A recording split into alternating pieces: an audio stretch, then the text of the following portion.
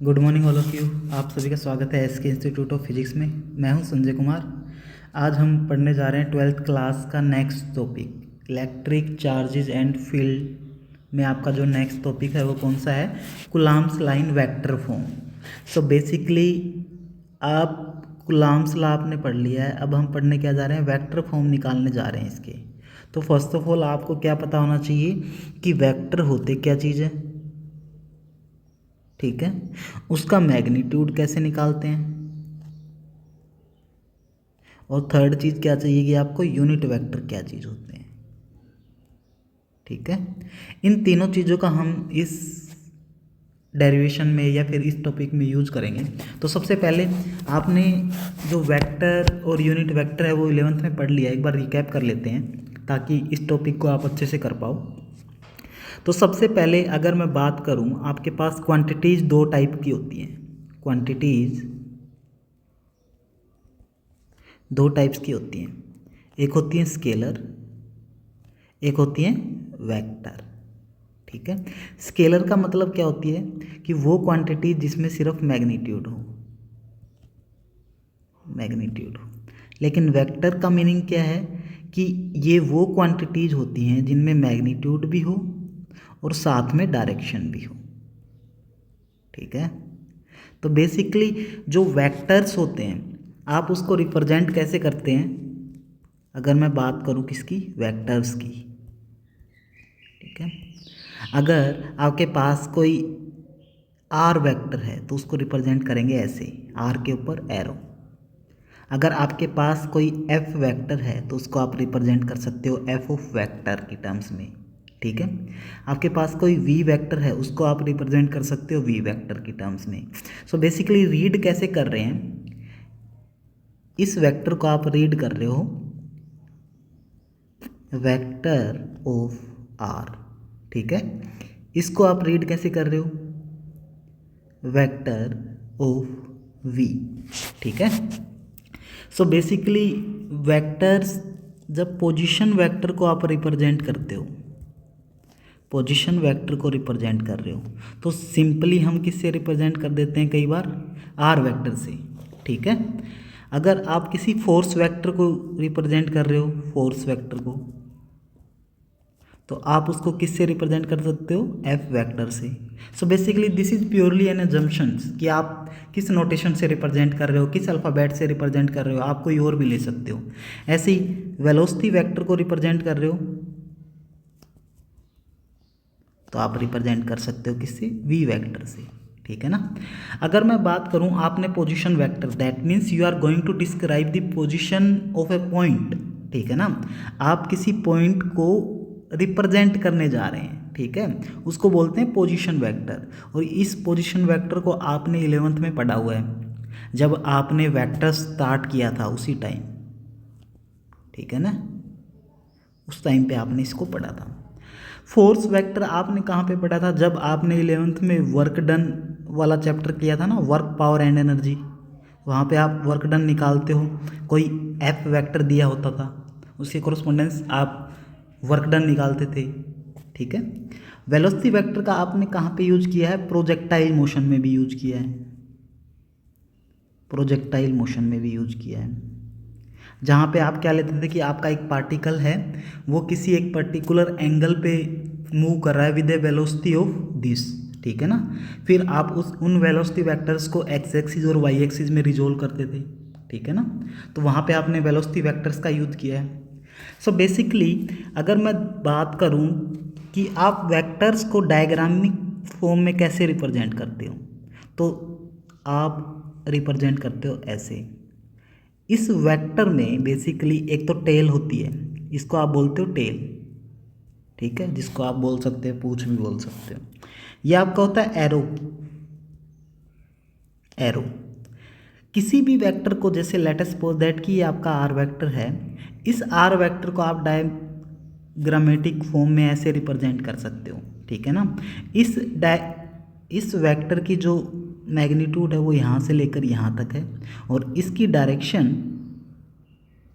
इसके अलोंग है, ठीक है ना। सो बेसिकली आप ऐसे वेक्टर्स के साइंस को या फिर डायग्रामेटिक फॉर्म में रिप्रेजेंट कर सकते हो। ठीक है, अब बात करते हैं कि पोजीशन वेक्टर को अगर आपको कोऑर्डिनेट एक्सिस में अगर आपको रिप्रेजेंट करना पड़ जाए तो आप कैसे करोगे, तो वो देखो एक बार।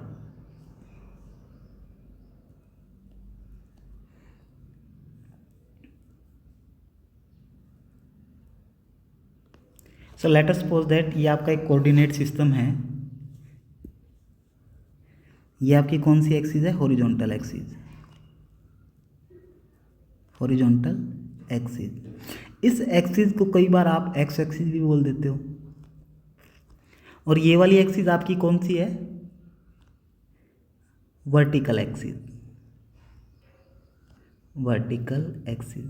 इस एक्सिस को आप वाई एक्सिस भी बोल देते हो, ठीक है ना।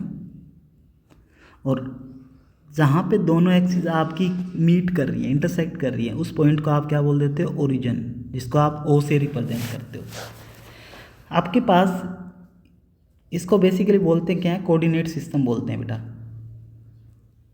Coordinate system.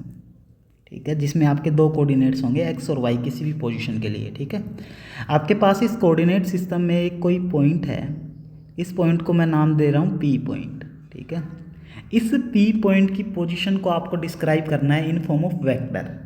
ठीक है ना, तो कैसे डिफाइन करेंगे हम वेक्टर्स को, डायग्रामेटिक फॉर्म में कैसे रिप्रेजेंट करते थे, with a tail end the arrow. ठीक है, आप क्या करोगे, इस ओरिजिन से आप एक वेक्टर स्टार्ट करोगे, इसकी टेल यहाँ से स्टार्ट होगी बेसिकली, और उस टेल को आप कहाँ से कहाँ तक ले जाओगे, इस पी पॉइंट तक ले जाओगे, और इसके एक्सट्रीम पॉइंट पे आप एक एरो लगा दोगे। ठीक है, so this is the tail end this is the arrow. ठीक है ना, इसी को बेसिकली हम नाम देते हैं, क्या नाम देते हैं, पोजीशन वेक्टर,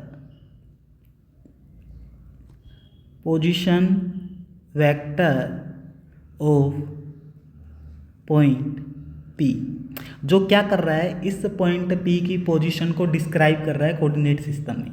ठीक है, और इस पोजीशन वेक्टर को आप किस अल्फ़ाबेट से रिप्रेजेंट कर सकते हो, आर वेक्टर से। So r vector is the position vector of point P।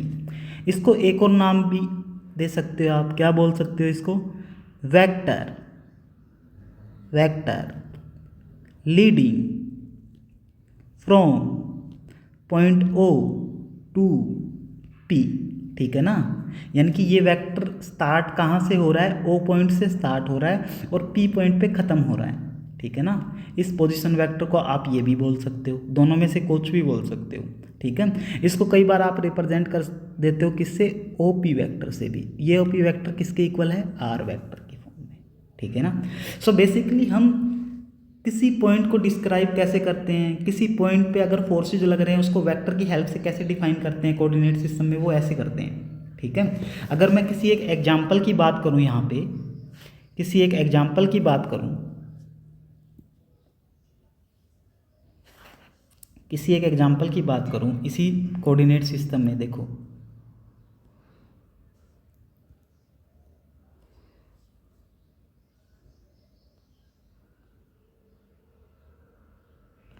ये आपका कोऑर्डिनेट सिस्टम है, ये आपकी कौन सी एक्सिस है, एक्स एक्सिस है, ये आपकी कौन सी एक्सिस है, वाई एक्सिस है। आप लेट अस सपोज दैट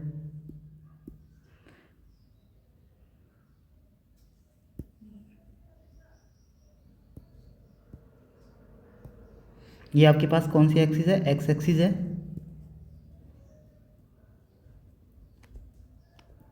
ये आपकी कौन सी एक्सिस है, वाई एक्सिस है। ठीक है, horizontal axis and vertical axis. आपके पास एक कोई पॉइंट P है, इस पॉइंट का जो पोजीशन वेक्टर है वो ये है, आर वेक्टर,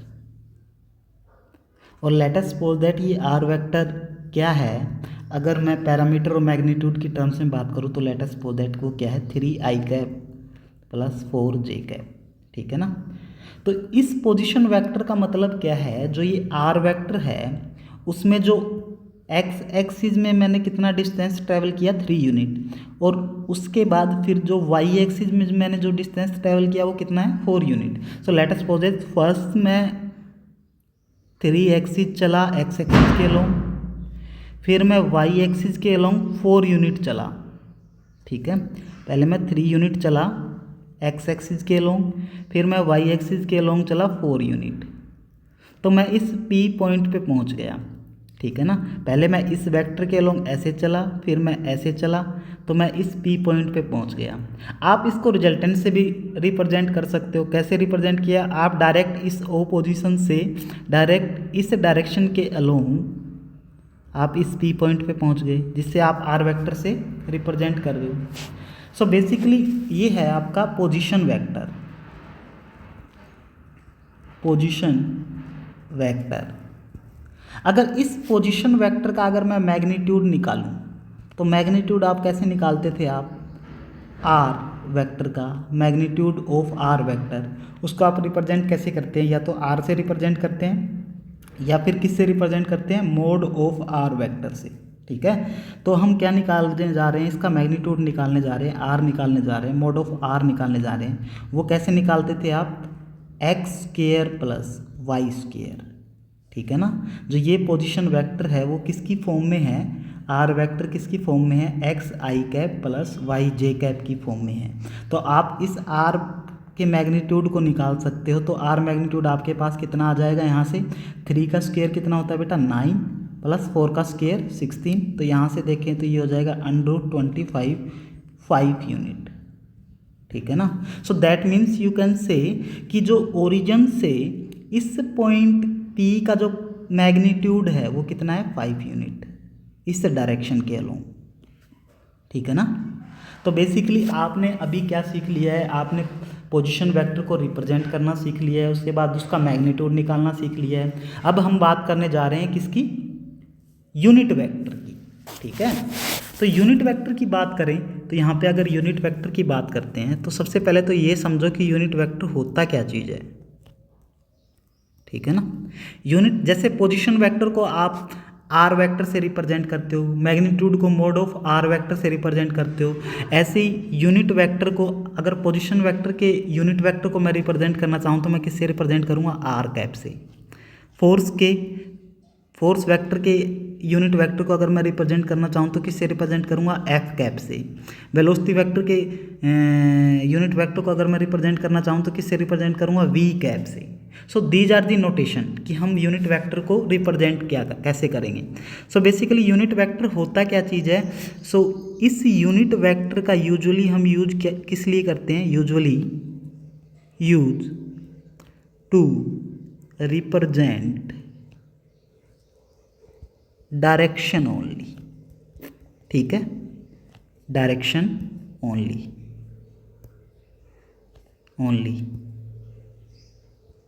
ठीक है।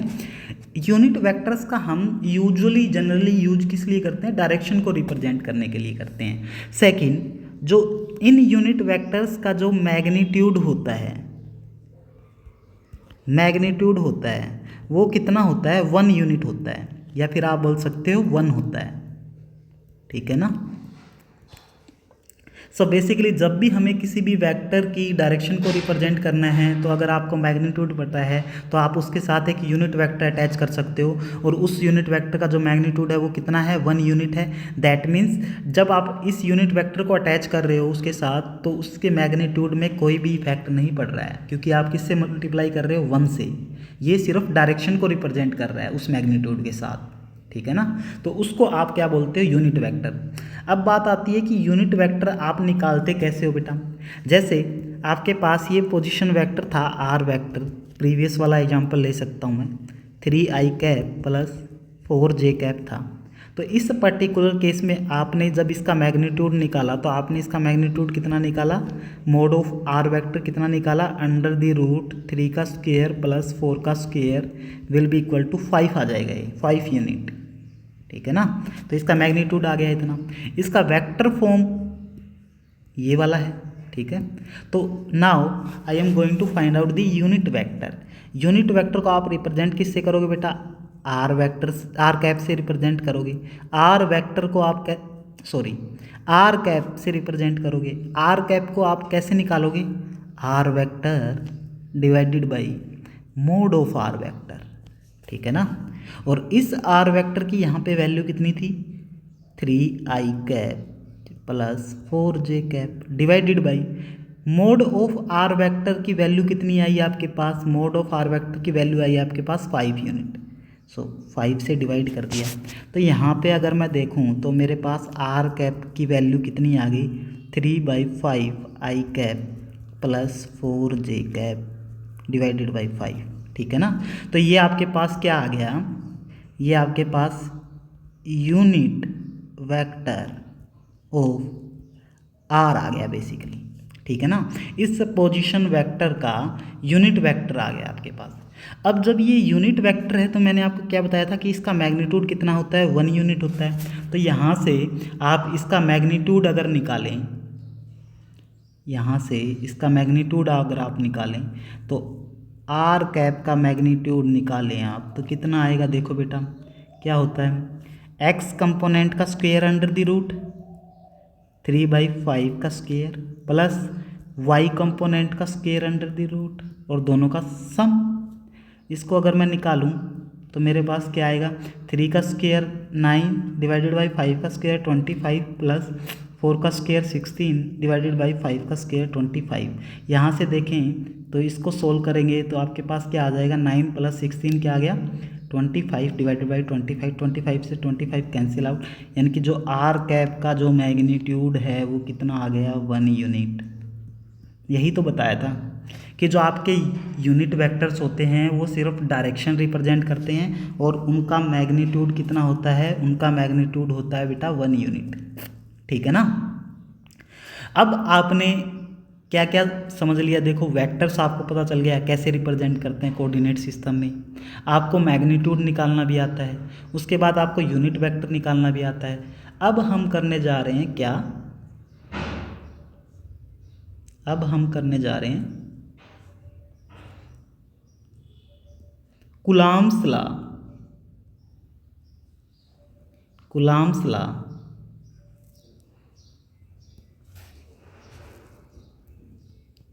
Coulomb's law in vector form, ठीक है ना।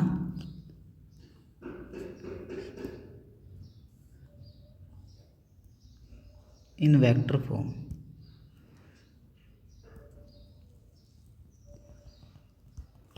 Coulomb's law in vector form, ठीक है। सो सबसे पहले कूलॉम्स लॉ हमने पढ़ लिया थी कि उसमें क्या होते थे, 2 चार्ज पार्टिकल्स होते थे। जो फर्स्ट चार्ज पार्टिकल है वो सेकंड पे कुछ फोर्स लगाता था और जो सेकंड चार्ज पार्टिकल है वो फर्स्ट पे कुछ फोर्स लगाता था, ठीक है ना। अब कूलॉम्स लॉ हम वेक्टर फॉर्म में पढ़ने जा रहे हैं तो सबसे पहले तो कोऑर्डिनेट एक्सिस बनाता हूँ मैं, ठीक है।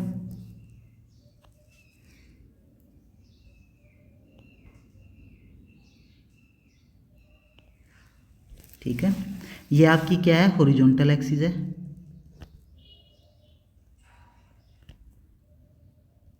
जिसको आप क्या बोलते हो, एक्स एक्सिस भी बोल देते हो।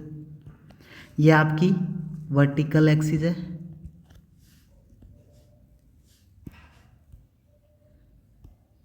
ये आपकी कौन सी एक्सिस है, हॉरिजॉन्टल एक्सिस है।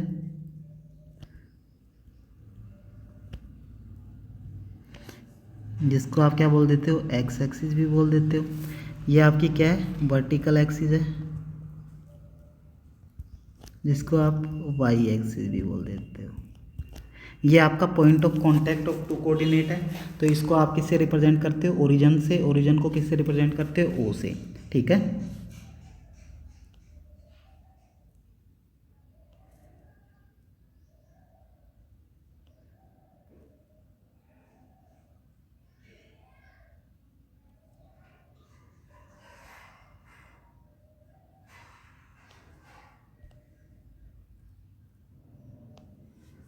ठीक है, यहाँ से बात करें तो आपके पास कूलॉम्स लॉ में क्या होते थे, 2 चार्ज पार्टिकल होते थे। सो लेट अस सपोज दैट कि कहीं स्पेस में आपका एक जो चार्ज पार्टिकल है वो यहाँ कहीं पे रखा हुआ है और जो सेकंड चार्ज पार्टिकल है वो यहाँ कहीं पे रखा हुआ है, ठीक है ना। इस फर्स्ट वाले चार्ज पार्टिकल पे मैं चार्ज मान लेता हूँ कि Q1 है और इस सेकंड वाले चार्ज पार्टिकल पे मैं चार्ज मान लेता हूँ कि Q2 है, ठीक है। ये वाला जो आपका जो चार्ज पार्टिकल है वो फर्स्ट चार्ज पार्टिकल है, और जो सेकंड वाला इसको नाम दे दिया सेकंड चार्ज पार्टिकल है, ठीक है। सबसे पहले तो हम क्या करेंगे कि इन जहाँ पे भी आपके Q1 और Q2 स्पेस में जहाँ पे भी रखे हुए हैं उनकी पोजीशन वेक्टर को रिप्रेजेंट करेंगे।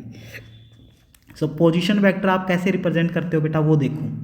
पोजीशन वेक्टर आप कैसे रिप्रेजेंट करते हो, with the help of vector आप ओरिजिन से एक वेक्टर स्टार्ट करते हो और इस Q1 पॉइंट तक उसको ले जाते हो और एरो की हेल्प से ऐसे रिप्रेजेंट कर देते हो। इस पोजीशन वेक्टर को मैं नाम दे रहा हूँ R, इस पोजीशन वेक्टर को मैं नाम दे रहा हूँ R1 वेक्टर। सिमिलरली इस सेकंड चार्ज पार्टिकल के जो कोऑर्डिनेट सिस्टम है, या फिर आप बोल सकते हो पोजीशन को मैं रिप्रेजेंट कर रहा हूँ अनोदर वेक्टर से, जिस ठीक है ना, उसको मैं नाम दे रहा हूँ क्या, R2 वेक्टर। तो यहाँ पे अगर मैं बात करूँ तो मेरा जो R1 वेक्टर क्या है, position vector of first charge particle Q1। Similarly जो मेरा R2 वेक्टर क्या है, position vector of second charge particle Q2। R1 को आप ये भी बोल सकते हो कि vector leading from origin to Q1 charge particle. R2 को आप ये भी बोल सकते हो कि vector leading from origin to Q2 charge particle, यानी कि O से लेकर Q1 तक, O से लेकर Q2 तक, ठीक है। उसको आप पोजीशन वेक्टर के टर्म्स में रिप्रेजेंट कर रहे हो। इससे आगे देखिए बेटा, एक और वेक्टर मैं रिप्रेजेंट करने जा रहा हूँ, कहाँ से लेकर कहाँ तक, Q1 से लेकर Q2 तक, यहाँ से लेकर यहाँ तक। इसको मैं रिप्रेजेंट कर रहा हूँ किससे बेटा, R21 वेक्टर, ठीक है ना। सो R21 वेक्टर मेरा क्या है, R21 वेक्टर मेरा है vector leading from Q1 to Q2, यानी कि वो वेक्टर जो स्टार्ट कहाँ से हो रहा है, Q1 से स्टार्ट हो रहा है, और जो ख़त्म कहाँ पे हो रहा है, Q2 पे ख़त्म हो रहा है, उसको मैंने बोल दिया R21 वेक्टर। और सिंपली अगर मैं एक और वेक्टर रिप्रेजेंट करूँ, देखना ध्यान से कौन से वाला वेक्टर रिप्रेजेंट कर रहा हूँ मैं, ये वाला वेक्टर, ठीक है ना, रेड वाला। सो ये रेड वाला वेक्टर है, इसको मैं नाम दे रहा हूँ R12 वेक्टर, R12 वेक्टर। ये कौन सा वेक्टर मैंने रिप्रेजेंट किया है अपने हिसाब से, ये मैंने वेक्टर रिप्रेजेंट किया है, इसका नाम क्या है, vector leading from Q2 to Q1, ठीक है ना। सो आपके पास सभी वेक्टर्स आ गए हैं। आपने Q1 जो पार्टिकल है जहाँ पे रखा हुआ है स्पेस में, उसका पोजीशन वेक्टर R1 से रिप्रेजेंट कर दिया, Q2 को आपने रिप्रेजेंट कर दिया R2 से, और इन दोनों के बीच के वेक्टर्स को आपने R21 वेक्टर से रिप्रेजेंट कर दिया, जिसकी डायरेक्शन कहाँ से कहाँ तक है, Q1 से लेकर Q2 तक। R12 वेक्टर को रिप्रेजेंट कर दिया, उसकी डायरेक्शन कहाँ से कहाँ तक है, किस साइड है, Q2 से लेकर Q1 तक, इस डायरेक्शन में, ठीक है ना। यहाँ से अगर मैं एक चीज़ देखूँ, यहाँ से मैं अगर एक चीज़ देखूँ, दोनों चार्ज पार्टिकल्स के बीच में जो सेपरेशन है, late us suppose that separation between two charges is equal to R। दोनों के बीच के सेपरेशन को मैं R मान रहा हूँ, तो जो मेरा जो ये R21 वेक्टर है, जो कि पोजीशन वेक्टर डिस्क्राइब करता है Q1 से लेकर Q2 तक, R21 वेक्टर, अगर मैं इसका मोड निकालूं तो वो किसके इक्वल आएगा बेटा, दोनों चार्ज पार्टिकल के डिस्टेंस के इक्वल आएगा, और वो डिस्टेंस मैंने कितनी मान ली, R। सिमिलरली जो मेरा R12 वेक्टर का मोड है वो भी किसके इक्वल आएगा, R के इक्वल ही आएगा, क्योंकि सेपरेशन और मैग्नीट्यूड तो हमेशा ही सेम रहेगा ना दोनों चार्ज पार्टिकल के बीच का। तो यहाँ से मैं क्या बोल सकता हूँ, mod of R12 vector will be equal to mod of R21 vector will be equal to R। ठीक है, so that is your equation number first. ठीक है ना। अब आपको एक लो आपने पढ़ा होगा, कौन सा लो है बेटा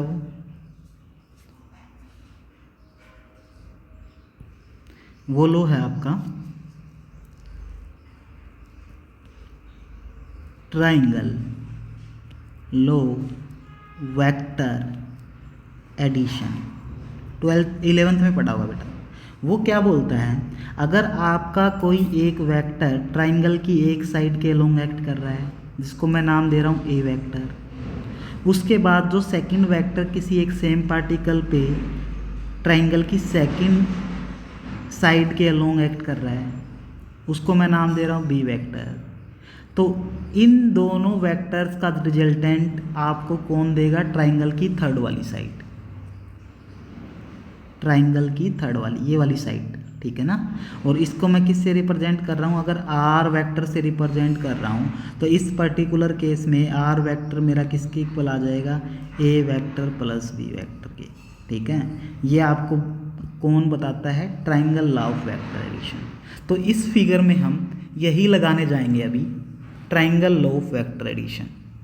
ठीक है ना, इसको ध्यान से देखना।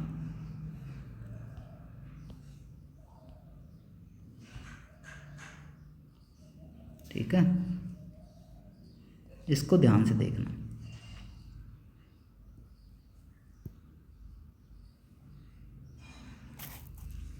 इसको ध्यान से देखना कैसे लगाएंगे। यहाँ पे देखो, लेट अस सपोज दैट कि ये आपकी ट्राइंगल की फर्स्ट वाली साइड है, ये इस ट्राइंगल की सेकंड वाली साइड है। आप Q2 चार्ज पार्टिकल पे इस पाथ के अलोंग जा रहे हैं, कैसे, ओ ऐसे इस वाले पाथ से, इस वाले पाथ से जा रहे हैं, फिर आप इस वाले पाथ से जा रहे हैं।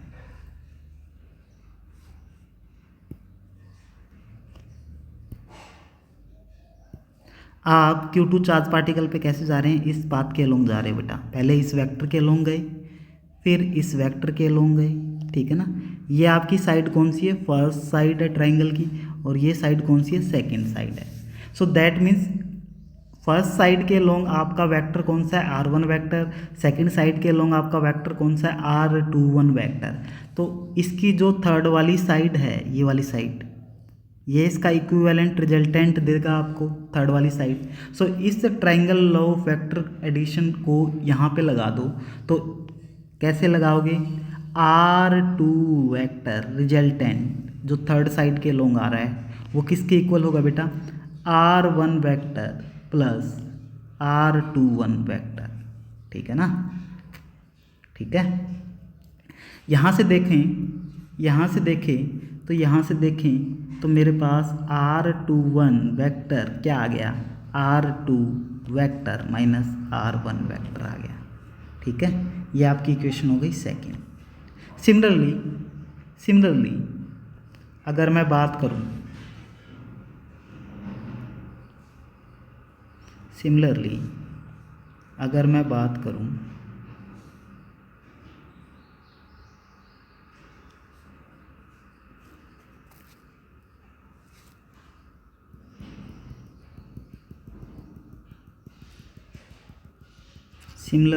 अगर मैं बात करूं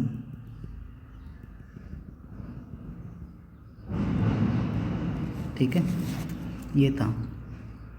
सिमिलरली मेरे पास जो R21 वेक्टर था वो कितना आया बेटा,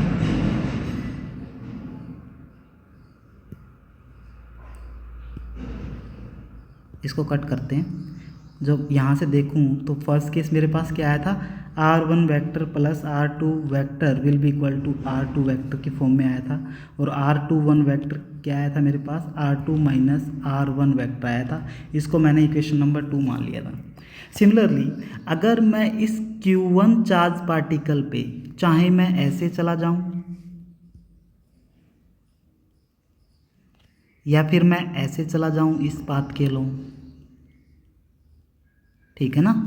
तो इस पर्टिकुलर केस में भी मैं ट्राइंगल ऑफ वेक्टर एडिशन लगा सकता हूँ, ठीक है।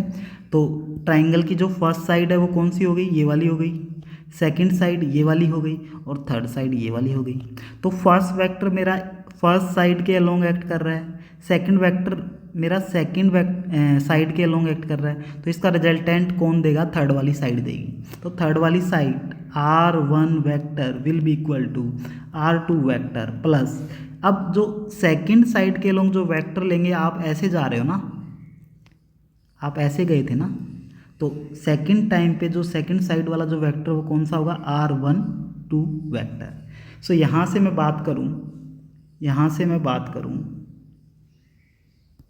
यहाँ से मैं बात करूँ, ये वेक्टर कौन सा था, R12 वेक्टर। यहाँ से मैं बात करूँ तो मेरा R12 वेक्टर क्या आ गया बेटा, R12 वेक्टर आ गया मेरा R1 माइनस R2 वेक्टर, ठीक है ना। अगर इसमें से मैं एक माइनस साइन कॉमन ले लूँ तो मेरे पास क्या आ जाएगा, R2 माइनस R1 वेक्टर। और इस सेकंड इक्वेशन से अगर मैं देखूँ तो R2 vector minus R1 vector की वैल्यू क्या है, उसकी वैल्यू है R21 वेक्टर, माइनस एक एडिशनल होगा R21 वेक्टर। तो यहाँ से देखें, यहाँ से देखें तो मेरे पास एक इक्वेशन ये वाली आ गई, इसको मैं नाम देता हूँ इक्वेशन नंबर, इसको मैं नाम देता हूँ इक्वेशन नंबर 3, और इसको मैं नाम देता हूँ इक्वेशन नंबर 4, ठीक है। आपके पास R12 वेक्टर भी आ गया, R21 वेक्टर भी आ गया। इसके बाद आपको क्या चाहिए, R12 कैप चाहिए। R12 कैप कैसे रिप्रेजेंट करते हो आप, R12 का vector divided by mod of R12 vector. यहाँ से देखो R12 वेक्टर, R12 वेक्टर यहाँ से देखोगे तो आपके पास क्या है, R2 वेक्टर माइनस, सॉरी ये क्या है आपका, R12 वेक्टर है। सो R12 वेक्टर आपका कहाँ पे है, ये रहा। सो R12 वेक्टर को आप क्या लिख सकते हो, R1 minus R2 vector divided by R12 vector का मोड। R12 वेक्टर का मोड हमने निकाला है, किसके इक्वल है बेटा, R के इक्वल है, ठीक है ना। सो ये R के इक्वल है। यहाँ से देखें, यहाँ से देखें तो ये आपकी इक्वेशन नंबर हो गई कौन सी, 5। अगर मैं बात करूं R21 कैप के बारे में बात करूं तो वो कैसे निकालेंगे, R21 vector divided by mod of R21 vector which is equal to R21 vector. आप यहाँ से देखें तो क्या आ जाएगा आपका, R1 minus R2 vector divided by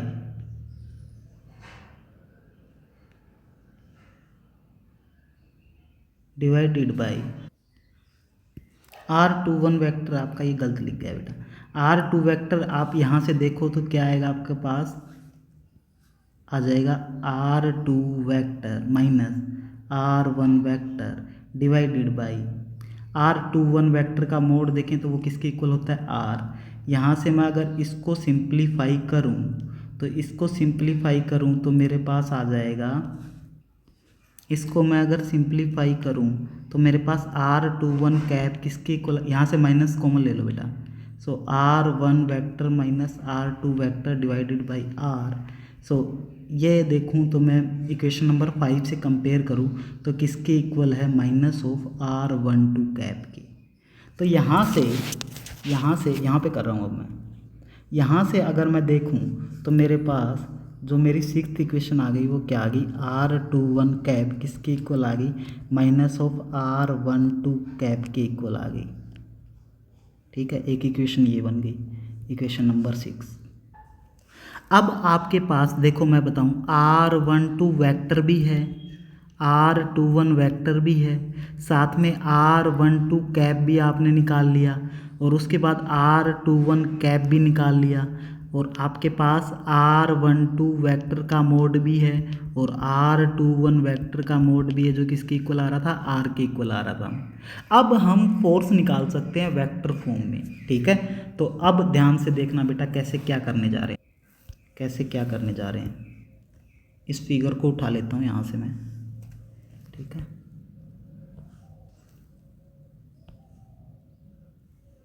इस फिगर को यहाँ से उठा लेता हूँ मैं।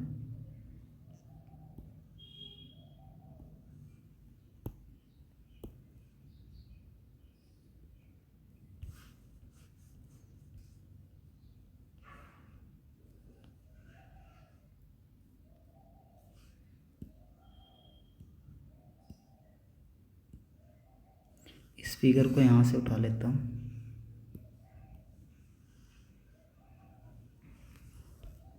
कैलकुलेशन इजी हो जाएगी। पहले तो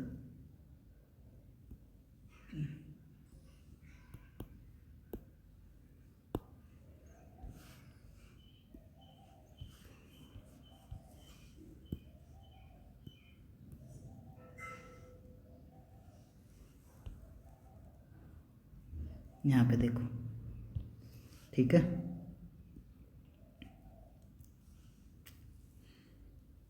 यहाँ पे देखो बेटा, अब स्टार्ट करने जा रहे हैं, फोर्स निकालने जा रहे हैं। सो ये आपके पास फर्स्ट चार्ज पार्टिकल था, ये आपके पास सेकंड चार्ज पार्टिकल था। अगर मैं बात करूँ, फर्स्ट चार्ज पार्टिकल सेकंड पे एक फोर्स लगाता है अकॉर्डिंग टू कूलम्ब्स लॉ, उसका मैग्नीट्यूड देखें तो एफ, उसका अगर मैं मैग्नीट्यूड की बात करूं तो F, late us suppose that कि इस Q1 चार्ज पार्टिकल ने Q2 पे फोर्स लगाया। अगर सबसे पहले देखें तो आपको ये जज करना पड़ेगा कि ये जो चार्ज पार्टिकल हैं दोनों सेम चार्जेस के हैं या फिर अपोजिट चार्जेस के हैं। अगर मैं बात करूं, मेरे पास दो चार्ज पार्टिकल थे, first charge particle is here, second charge particle is here, ठीक है। इसका नाम दे रहा हूं मैं Q1, इसको नाम दे रहा हूं Q2, ठीक है। ये आपका पॉजिटिव है, ये भी आपका पॉजिटिव है। तो बेसिकली जो फर्स्ट चार्ज पार्टिकल, अगर इसका मैं line of joining of this towards this centre देखूं तो वो कहाँ से कहाँ तक होगा, ऐसे होगा। और ये फोर्सेज होंगे वो भी in line of joining of the two centre के अलोंग एक्ट करेंगे। तो जो फर्स्ट चार्जेज है, जब आपको पता होता है कि जो अगर चार्जेस सेम होते हैं तो फर्स्ट चार्ज पार्टिकल सेकंड पे एक रिपल्सिव फोर्स लगाएगा इस डायरेक्शन में, जिसको मैं नाम दे रहा हूँ F21 वेक्टर। और at the same instant of time जो ये सेकंड चार्ज पार्टिकल है वो फर्स्ट पे फोर्स लगाएगा इस डायरेक्शन में, वो भी कैसा होगा, रिपल्सिव, उसको मैं नाम दे रहा हूँ F12 वेक्टर। तो यहाँ पे ये हो गई फर्स्ट सिचुएशन। सेकंड सिचुएशन की अगर मैं बात करूँ, एक चार्ज पार्टिकल मेरे पास अगर पॉजिटिव है और दूसरा जो चार्ज पार्टिकल है मेरे पास नेगेटिव है, इस पर्टिकुलर केस में अगर ये मेरा Q1 चार्ज पार्टिकल है, ये मेरा Q2 चार्ज पार्टिकल है, तो जो फर्स्ट चार्ज पार्टिकल है इस सेकंड चार्ज पार्टिकल को अपनी तरफ अट्रैक्ट करेगा with the force of F21 vector. और at the same instant of time जो ये सेकंड चार्ज पार्टिकल है, नेगेटिव चार्ज पार्टिकल, इस फर्स्ट चार्ज पार्टिकल को अपनी तरफ अट्रैक्ट करेगा with the force of F12 vector, ठीक है ना। तो यहाँ पे जो F12 वेक्टर है वो क्या है, force on Q1 charge particle due to Q2, और F21 वेक्टर क्या है, force on Q2 charge particle due to Q1 charge particle, ठीक है। अब यहाँ से मैं ये अज्यूम कर रहा हूँ इस पर्टिकुलर केस में जो मेरे चार्जेज हैं वो कैसे हैं, दोनों पॉजिटिव हैं, ये भी पॉजिटिव है और ये भी आपका पॉजिटिव है। सो लेट अस सपोज दैट कि ये चार्ज पार्टिकल आपका पॉजिटिव है और ये भी चार्ज पार्टिकल आपका पॉजिटिव है। सो पॉजिटिव चार्ज पार्टिकल्स के लिए कर रहे हैं, तो Q1 चार्ज पार्टिकल एक फोर्स लगाएगा आपका, इसको रिपेल करने की कोशिश करेगा इस डायरेक्शन में, ठीक है ना। उस फोर्स को मैं नाम दे रहा हूँ F21 vector. Eight the same instant of time जो ये Q2 चार्ज पार्टिकल है फर्स्ट चार्ज पार्टिकल को रिपेल करेगा इस डायरेक्शन में, इस फोर्स को मैं नाम दे रहा हूँ F12 वेक्टर, ठीक है ना। अब यहाँ पे आपको ये पता है कि F12 वेक्टर का जो मोड है, इसका जो मोड है वो आपको पता है, वो कितना होता है, 1/4 pi epsilon naught Q1 Q2 divided by F12 vector, ये वाला वेक्टर है ना, तो R12 वेक्टर का मोड का स्क्वायर, ठीक है ना। ये क्या है, इसका मैग्नीट्यूड है बेसिकली, ये सिर्फ क्या है, मैग्नीट्यूड। सिमिलरली आप जब F21 निकालते थे, F21 कैसे निकालते थे, F21 का मोड कैसे निकालते थे, 1/4πε0 Q1 Q2 divided by F21 है तो R21 वेक्टर का मोड का स्क्वायर, ठीक है। ये भी सिर्फ किसको डिफाइन कर रहा है, सिर्फ इस फोर्स के मैग्नीट्यूड को डिफाइन कर रहा है। लेकिन अगर हम निकालने जा रहे हैं, क्या निकालने जा रहे हैं, वेक्टर फॉर्म निकालने जा रहे हैं, तो वेक्टर फॉर्म में क्या होता है, आपके जो मैग्नीट्यूड भी होते हैं और मैग्नीट्यूड के साथ में उसकी डायरेक्शन भी होती है। तो अब वो डायरेक्शन कैसे निकालें वो देखो बेटा, ठीक है। वो डायरेक्शन कैसे निकालें वो देखो।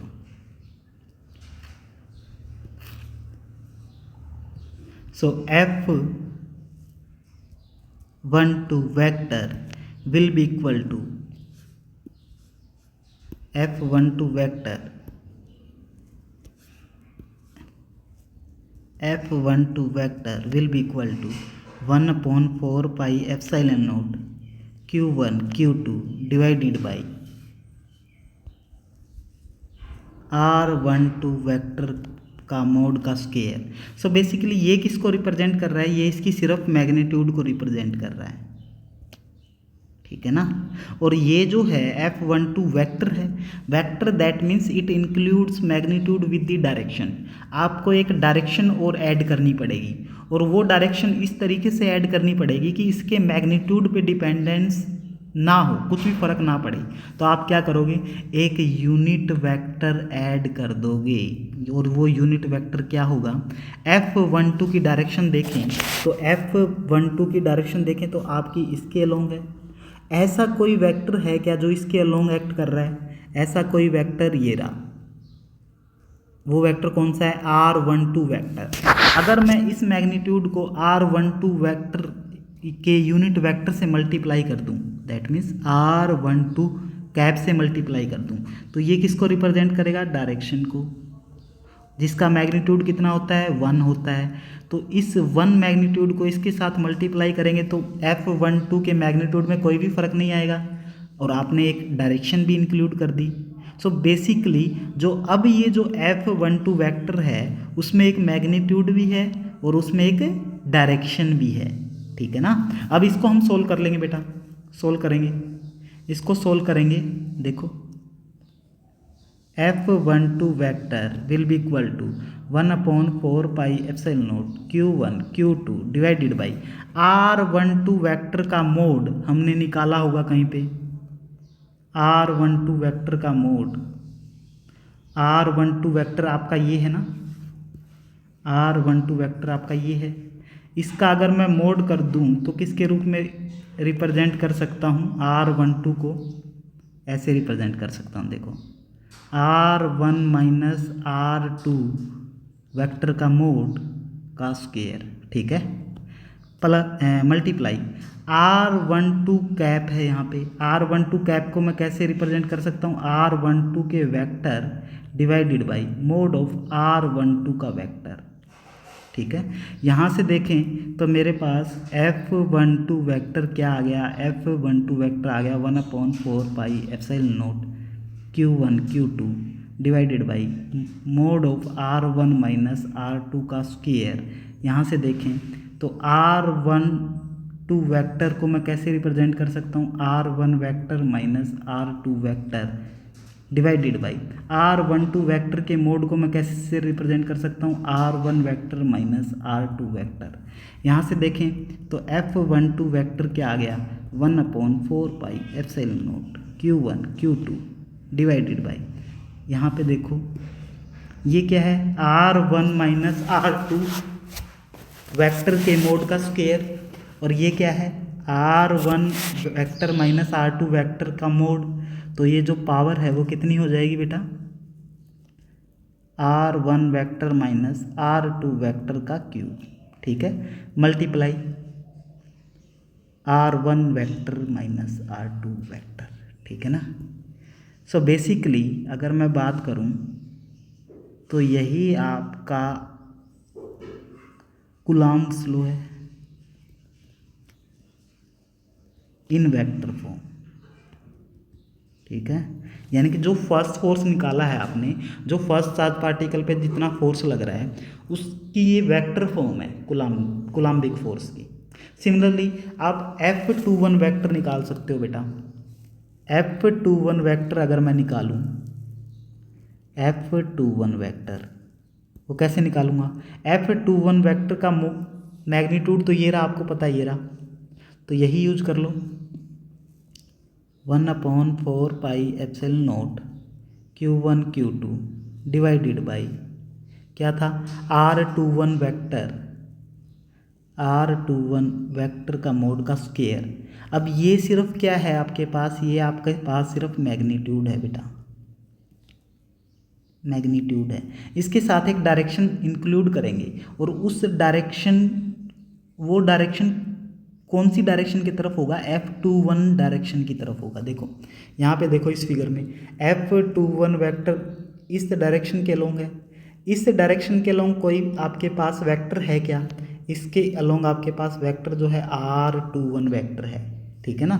यानी कि अगर R21 वेक्टर के यूनिट वेक्टर से अगर मैं मल्टीप्लाई कर दूं यहाँ पे R21 के यूनिट वेक्टर से, तो इसके मैग्नीट्यूड में कोई फ़र्क नहीं पड़ेगा और आपने एक डायरेक्शन भी इंक्लूड कर दी, ठीक है ना।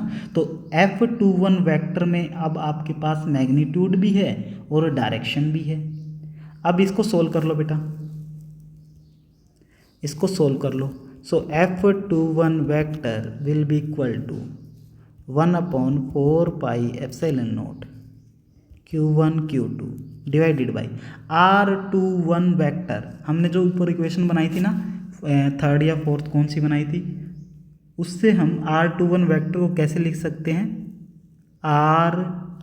देख लो R2 वेक्टर के मोड को, R21 वेक्टर के मोड को आप ऐसे लिख सकते हो, ठीक है। R21 वेक्टर है ना ये, R2 vector minus R1 vector, ठीक है। इसी इक्वेशन का यूज करेंगे, उसका मोड लिखना होगा तो हम कैसे लिख देंगे? R2 vector minus R1 vector का मोड का square multiply with the R21 cap. R21 cap को आप कैसे लिख सकते हो? R21 vector divided by mod of R21 vector, ठीक है ना। अब इसको सोल्व कर लो जरा।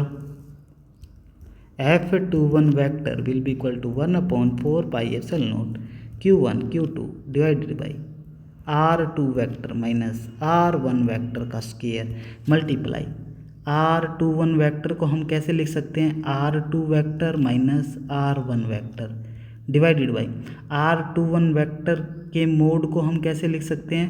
R2 vector minus R1 vector का मोड। इसको अगर मैं सोल्व करूं तो F21 वेक्टर मेरे पास क्या आ गया? 1/4 pi epsilon naught Q1 Q2 divided by, ये है आपके पास R2 vector minus R1 vector का मोड का स्क्वायर, और ये आपके पास क्या है? R2 vector minus R1 vector का मोड। तो टोटल पावर कितनी आ जाएगी? R2 vector minus R1 vector की cube multiply with the R2 vector minus R1 vector, ठीक है। सो ये आपके पास second force in vector form में आ गया, ठीक है ना। इसको बेसिकली आप क्या लिखते हो? Coulomb's law in vector form, यही तो है, ठीक है। अब आपके पास जो R, यहाँ से देखें, यहाँ से देखें तो जो F12 वेक्टर आया था आपके पास वो ये आया था, और F21 वेक्टर ये आया था। तो F21 वेक्टर को, ये R2 था, अगर मैं इसको सोल्व करूँ बेटा, इसको सोल्व करूँ F12 को, तो ये मेरे पास क्या आ गया? 1/4 pi epsilon naught Q1 Q2 divided by, ये हो जाएगा आपके पास R1 माइनस R2 वेक्टर का cube multiply with the R1 vector minus R2 vector. इसमें से अगर एक मैं माइनस कॉमन ले लूँ तो मेरे पास ये आ जाएगा R2 vector minus R1 vector, ठीक है। और यहाँ से देखें तो F12 वेक्टर मेरे पास क्या आ गया, -1/4 Q1 Q2 divided by R1 minus R2 vector को आप लिख सकते हो R12 वेक्टर का मोड, और उसका मोड कितना आता था, R आता था। दैट मीन्स ये क्या हो जाएगा, R का क्यूब मल्टीप्लाई, ये क्या हो जाएगा आपके पास R2 vector minus R1 vector. ठीक है, यहाँ से देखें ये आपके पास इक्वेशन नंबर 7 मान लो भाई। ठीक है ना, अगर इस वाली इक्वेशन को देखें अब आप इस वाली इक्वेशन को, तो F21 वेक्टर क्या आया था आपके पास, 1/4 Q1 Q2 divided by R2 vector minus R1 vector का मोड का cube. R2 vector minus R1 vector आपके पास क्या होता है, R21 वेक्टर, और R21 वेक्टर का मोड करोगे तो वो आपका क्या आता है, R आता है। सो R का क्यूब यहाँ से देखेंगे तो आपके पास आ जाएगा R2 vector minus R1 vector. ठीक है, ये आपके पास हो गई इक्वेशन नंबर 8। अब देखो इक्वेशन नंबर 7 और इक्वेशन नंबर 8 को देखो बेटा, दोनों ही सेम हैं, सिर्फ किस चीज़ का फ़र्क है, माइनस साइन का फ़र्क है। तो आप क्या लिख सकते हो, F12 vector will be equal to minus of F21 vector. ये वाली इक्वेशन आ गई। ठीक है, दैट मीन्स जो first charge particle second charge particle पे जो फोर्स लगा रहा था F21 वेक्टर, उतना ही force second charge particle first charge particle पे लगा रहा है, but in opposite in direction. So यही आपका क्या है, न्यूटन थर्ड लॉ है। वो क्या बोलता है basically, every action has equal and opposite reaction. तो यहाँ से वो पता भी चल रहा है कि जो फर्स्ट चार्ज पार्टिकल ने सेकंड पे जितना फोर्स लगाया, सेकंड चार्ज पार्टिकल ने उतना ही force same instant of time पे फर्स्ट पे लगा दिया, और उसकी जो डायरेक्शन है वो अपोजिट है। वो इस फिगर से भी पता चल रहा था बेटा। फर्स्ट चार्ज पार्टिकल ने सेकंड पे फोर्स लगाया कितना, F21 वेक्टर, इस डायरेक्शन के लो। तो eight the same instant of time जो सेकंड चार्ज पार्टिकल ने फर्स्ट चार्ज पार्टिकल पे फोर्स लगा दिया इस डायरेक्शन में, F12 वेक्टर, और दोनों के मैग्नीट्यूड कैसे हैं, सेम हैं।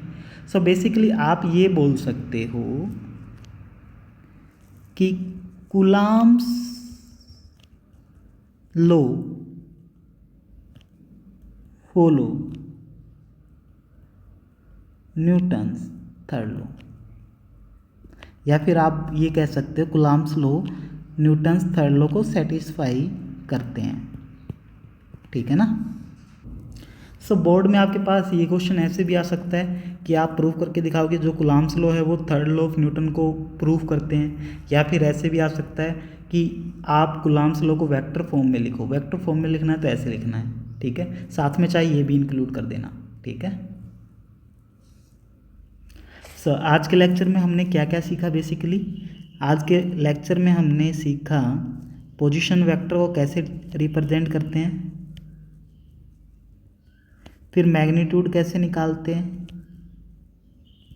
साथ में यूनिट वेक्टर, फिर कूलम्ब्स लॉ को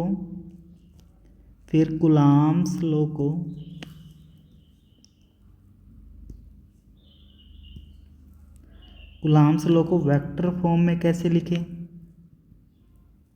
साथ में हमने क्या सीखा है कि न्यूटन्स थर्ड लॉ को वो कैसे फॉलो करता है या फिर सेटिस्फाई करता है। ठीक है। सो आज के लिए बच्चों इतना ही। नेक्स्ट क्लास में इस चैप्टर को अच्छे से पढ़ेंगे। आज के लिए गुड बाय, थैंक यू।